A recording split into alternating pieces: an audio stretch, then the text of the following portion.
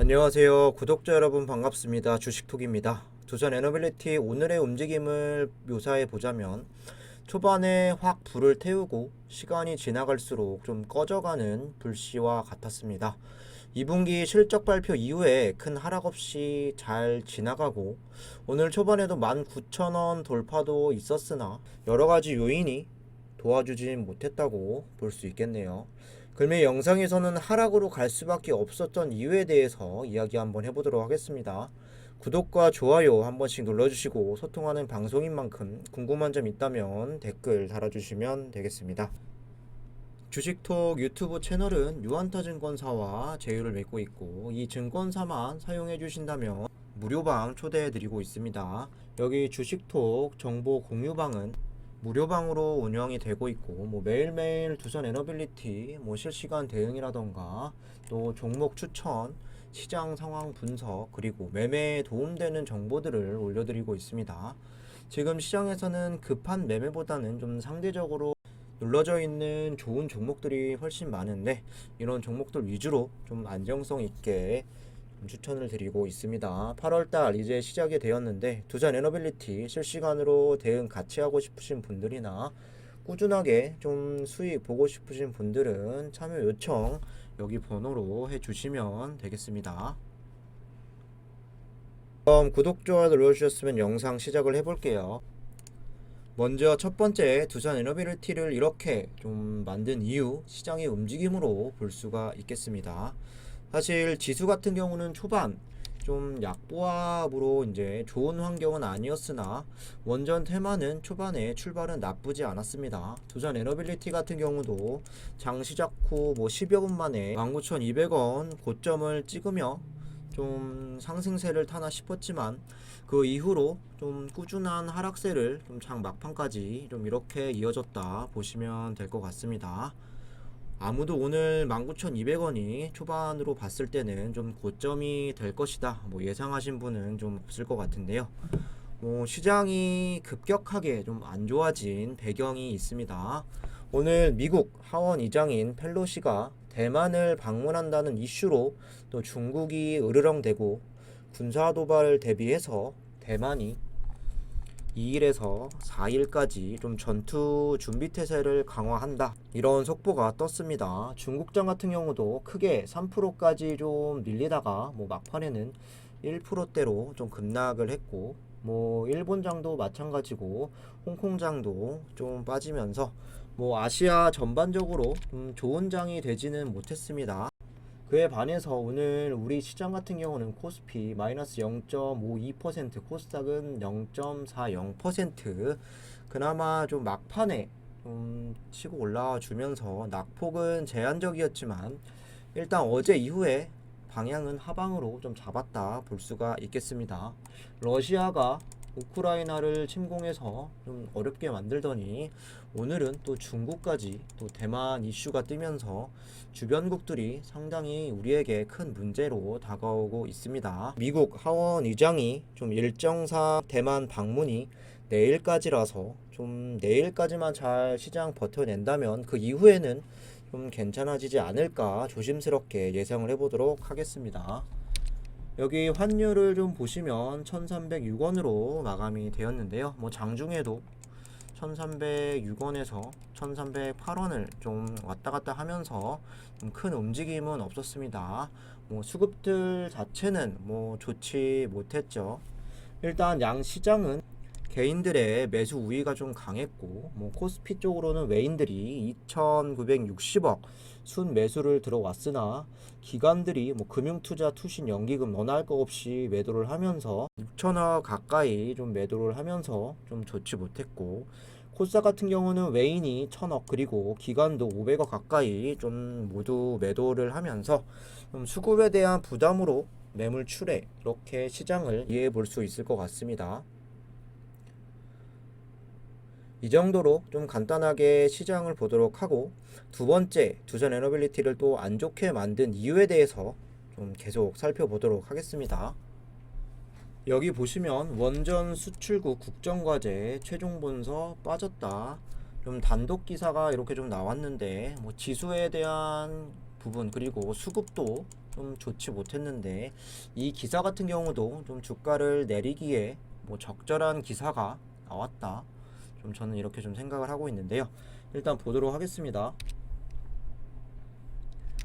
윤 정부가 산통부에 신설하기로 했던 원전 수출국이 국정과제 이행계획서 최종본에서 빠진 것으로 확인됐다. 원전 수출국이란 새로운 조직의 신설이 정부 철학인 조직 슬림화에 맞지 않다는 판단에 따른 것으로 해석되고, 다만 원전 수출 지원을 전담한 과를 국단위 조직으로 확대해 K원전의 경쟁력을 끌어올리겠다는 윤 정부 구상이 흔들리게 됐다는 지적이 나온다.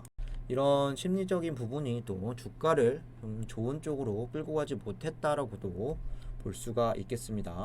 앞서 정부는 지난달 22일 윤석열 대통령 주재로 경기 과천에서 열린 장 차관 워크숍에서 국정과제 이행계획서 최종본을 확정했다. 정부 관계자는 원전 수출국 신설이 국정과제 이행계획서의 최종본에 반영되지 않았다며 정부 조직을 슬림화하는 방향으로 가다 보니 부처 인력을 확장하기 위한 논의가 상당수 빠졌다고 밝혔다. 정부는 대통령직 인수위원회 시절 원전 수출국 신설을 추진했다. 핵심 국정과제로 원전 수출 산업화를 내건 만큼 관련 조직을 보강해야 한다는 판단 때문이다. 연내 국단위 조직을 신설하고 점정부 원전 수출 컨트롤타워인 원전 수출 전략 추진단 실무총괄을 맡긴다는 구상이었다. 하지만 행정안전부, 기획재정부 등 관계 부처는 원전 수출국에 부정적이었다. 국단위 조직이 신설되면 산업부 권한이 비대해질 수 있다는 이유에서다. 원전 수출국이 국정과제 이행 계획 최종본에서 빠진 결정적인 원인도 일부 부처가 막바지 협의까지 산업부 조직 확대에 반대를 했기 때문인 것으로 전해졌다. 문제는 이뿐만이 아니다. 인수위가 국정과제 이행 계획서에 담았던 원전 차관보 신설안도 최종본에서 빠졌고, 원전 차관보는 인수위 위원장을 맡았던 안철수 국민의힘 위원이 원전 정책 강화 차원의 내선 대선 공약이었다. 원전 수출을 활성화하기 위해 인수위에서 논의됐던 조직 개편 방안이 사실상 모두 무산된 셈이다. 뭐 이렇게 좀 보실 수가 있겠습니다. 결국엔 또 한쪽의 부분이 더 커지는 것을 우려해서 다른 부처가 이런 내용들을 반대했다. 이렇게 좀 보실 수 있고, 역시나 좀 현실적인 벽에 다시 한번 부딪히는 모습, 이런 게 기사화됐고 좀 안 좋게 반응했다. 이렇게 좀 이해를 해볼 수 있을 것 같습니다. 물론 이 기사 말고 좀 좋았던 뉴스도 있었죠. 뉴스케일 파워가 소형원전 미국 또 원전 규제 당국으로부터 설계 인증을 획득했다는 소식도 좀 전해졌는데요. 미국 SMR 뉴스케일 파워 이 주식만 좀 연일 급등세가 좀 나왔지. 사실 국내 원전 기업들 두산이나 삼성 GS 등등 원전 관련주들은 아직 좀 영향이 미미하다고 볼 수가 있을 것 같습니다. 이어서 수급을 좀 볼 건데요. 자주 제가 이야기 드리고 있지만 이 종목은 지금 수급이 좀 큰 문제라고 생각을 합니다. 오늘 같은 경우도 외인이 19만 3천 주 순매도, 프로그램도 외인들 맨날 따라다니면서 21만 주나 던졌고, 기관들도 3거래일 만에 12만 7천 주 이렇게 이탈이 되었습니다. 초반에 주가의 상승 분위기를 좀 만들었었던 JP모건 11만 2천 주까지 좀 순매수를 해주다 종가로 보면 다시 35만 주가량 나가면서 추정 합계는 20만 주 이상 또 JP모건이 이탈이 되었다 좀 볼 수가 있겠죠. 역시나 외인들 같은 경우는 3일 전에 89만 주 순매수 이후에 이틀 연속 또 이탈이 되었고, 프로그램 같은 경우도 90만 주 순매수 이후에 이틀 연속 또다시 외인 따라 나갔습니다. 일단 얘네 둘은 꾸준하게 좀 들어올 생각은 없어 보이고, 금융투자 같은 경우도 일주일 동안 순매수를 보여줬지만 오늘은 16만 2천 주 좀 이탈이 되면서 전체 기간의 물량은 12만 7천 주 매도로 이렇게 잡혔습니다. 문제는 연기금이 7일 연속으로 이렇게 좀 매도세를 보여주고 있는데, 7거래일 연속 매도세를 보여준 건 올해 1월부터 봐도 뭐 거의 없었던 이런 일이었습니다.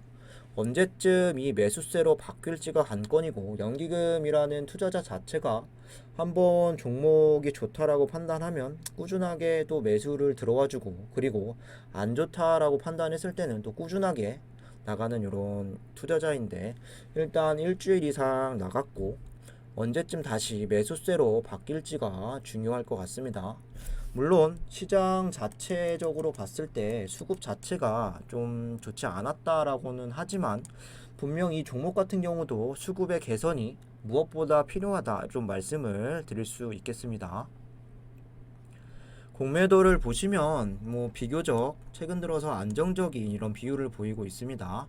오늘도 4.02%로 이제 공매 수량은 17만 3천 주 가량 나왔고, 뭐 예전부터 두산 에너빌리티 이제 두산 중공업 시절부터 좀 보신 분들은 아시겠지만 17만 주 공매 수량이라고 하면 뭐 큰 물량이라고 보기에는 어려운데, 공매 잔고 자체가 7월 28일 기준 1655만 주로 좀 소폭 늘어나면서 전혀 줄어들 기미는 보이지 않고 있죠. 대차도 좀 보시면 잔고 수량과 그리고 잔고 금액이 3,200만 주 그리고 6천억, 좀 소폭 그 전일보다 좀 증가세를 보이면서 여전히 대차도 큰 변화는 없다, 이렇게 좀 보시면 좋을 것 같습니다. 공매도는 많지 않으나 또 대차는 생각보다 줄어들지 않고 있고, 공매 잔고도 줄어들지 않고 있습니다. 여기에 수급들도 좀 꾸준하게 들어오는 수급들도 없기 때문에 좀 개선이 필요한 이런 부분이다, 좀 이렇게 이해해 주시면 좋을 것 같습니다. 마지막으로 차트 흐름 보면서 마무리하도록 하겠습니다. 종가는 오늘 1.6% 하락한 18,450원으로 마감을 했습니다. 좀 크게 보시면 오늘 캔들 모양이 윗꼬리가 아랫꼬리보다 좀 더 길게 달리면서 아쉬움이 있었는데요. 지금 우리는 현실적으로 봤을 때 10% 이상의 급등을 바라는 것도 아니고, 최근에 이런 추세상 깨지 않고 조금이라도 좀 상승하는 이런 분위기를 만들어 갔으면 좋을 것 같은데, 현재 상황에서는 그게 참 어려운가 싶습니다. 분봉으로 오늘 흐름을 한번 보시면 이렇게 오늘 시작이 되었고, 초반에는 살짝 밀리는 듯 했으나 급격하게 또 상승으로 만들어 갔습니다. 이때가 오늘 거래량이 초반에 가장 좀 많이 터졌고, 고점은 19,200원까지 좀 가주면서 단기적으로 이제 19,000원 돌파 후 좀 유지가 될 수도 있겠구나, 뭐 이런 생각도 있었지만, 좋은 시간은 오래 가지 않았고 꾸준하게 좀 장 막판까지 이런 흐름을 이렇게 이어갔습니다. 그래도 일봉으로 좀 다시 보시면 다행스러운 부분은 5일선까지 터치는 했지만, 그래도 종가는 이탈하지는 않았고, 여기 보이는 보라색깔 61선 부근에서 막 크게 벗어나지는 않았기 때문에 전반적으로 최근에 좀 반등하는 분위기가 아직은 꺾이지 않았다, 이렇게 좀 보실 수 있을 것 같습니다. 거래량을 보셔도 어제 300만 주에서 지금 430만 주로 이렇게 좀 130만 주가 늘어났는데, 음봉이죠. 여전히 매도하는 세력이 조금 더 많다라고 볼 수 있고, 현재 박스권이죠. 18,000원에서 2만원 구간, 18,000원만 깨지 않는다면 계속 지켜봐도 될 것 같습니다. 주봉도 한번 보면 추세선은 계속 고점은 낮아지고 있고, 그리고 저점은 조금씩 높아지면서 주가가 이 구간에서 모이는 수렴하는 이런 패턴이 보이고 있는데, 이 바닥 라인만 여기 그어져 있는 여기만 이탈하지 않으면 충분히 상방으로 갈 수 있는 분위기를 잘 만들어가고 있다고 보여집니다. 추세상 여기 위에 있는 19,400원 그리고 하방으로는 18,000원, 여기를 이탈하지 않는 게 좀 단기적으로 봤을 때 좀 중요할 것 같습니다.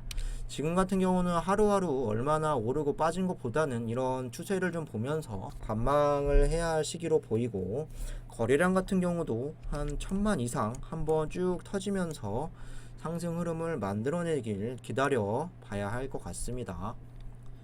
이상으로 영상 마무리하도록 하겠습니다. 구독과 좋아요 한 번씩 부탁드리고, 무료 텔레그램방 들어오셔서 두산 에너빌리티 좀 같이 대응하고 싶으신 분들이나 8월달 들어와서 좀 꾸준하게 좀 수익을 보고 싶으신 분들은 유한타증권사만 사용하시면 모든 게 무료입니다.